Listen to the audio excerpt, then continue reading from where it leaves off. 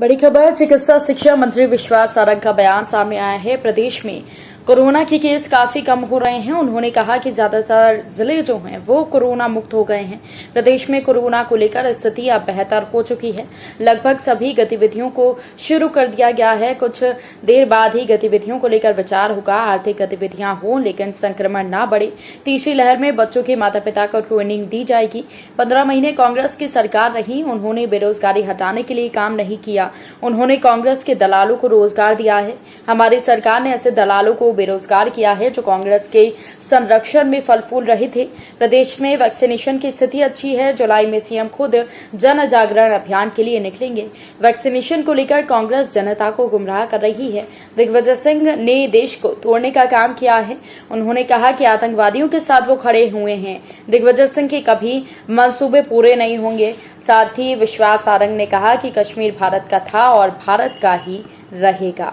हाँ, हमने ये निश्चित किया है कि तीसरी लहर की तैयारी में जिस प्रकार से कहा जा रहा है कि इसका प्रभाव बच्चों पर पड़ेगा, तो हमने जो तीसरी लहर की तैयारी का जो पूरी कार्य योजना बनाई है, उसमें जहां एक और पीडियाट्रिक डिपार्टमेंट को स्ट्रेंथन करने के साथ साथ पीआईसीयू, पीडियाट्रिक आईसीयू, बच्चों के आईसीयू की संख्या को बढ़ाना, उसके साथ साथ हमारे हेल्थ वर्कर को पीडियाट्रिक डिपार्टमेंट के साथ एसोसिएट करके बच्चों के ट्रीटमेंट की पूरी ट्रेनिंग देना, उनकी टेस्टिंग से लेकर और ट्रीटमेंट तक उन सब विषय पर ट्रेनिंग देना। और उसके साथ साथ हम ये भी प्लानिंग में कर रहे हैं कि यदि बच्चों पर ये संक्रमण आएगा और बच्चे यदि अस्पताल में भर्ती होंगे तो उनके पेरेंट्स, क्योंकि 12 साल से छोटे बच्चे में हो सकता है उनके पेरेंट्स की जरूरत पड़े, तो उनके रहने की व्यवस्था, और उसके साथ साथ जो बच्चे होम आइसोलेशन में रहेंगे उनके पेरेंट्स को समुचित ट्रेनिंग देकर इस तीसरी लहर से निपटने की हम तैयारी कर रहे हैं। अब ये दिव्य ज्ञान कांग्रेस को कहाँ पता लगा, ये वही जाने। अब यदि राहुल गांधी, प्रियंका गांधी, सोनिया गांधी साइंटिस्ट से ज्यादा बड़े ज्ञानी हो गए हों, वैज्ञानिकों से बड़े ज्ञानी हो गए, तो उस पर मैं कुछ कह नहीं सकता। मुझे लगता है कि यही भावना कांग्रेस की प्रदर्शित करती है कि वो जनता की जान के साथ खेल रही है। जब पूरी दुनिया में ये बात स्थापित हो चुकी है कि यदि कोरोना की जंग को जीतना है, यदि अपने को और अपने परिवार को सुरक्षित रखना है, तो वैक्सीन लगवाना है।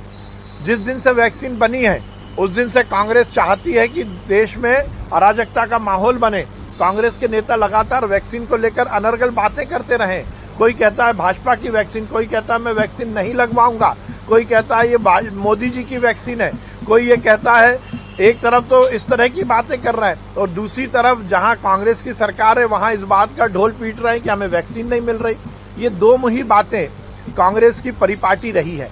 कांग्रेस हर समय इस देश की जनता को गुमराह करके देश की जनता की जान पर खेलना चाहती है। इससे ज्यादा दुर्भाग्यपूर्ण कुछ नहीं होगा कि कांग्रेस को चाहिए कि वो जनता की जान बचाए, उसके विपरीत जाकर वो जनता की जान के साथ खिलवाड़ कर रही है।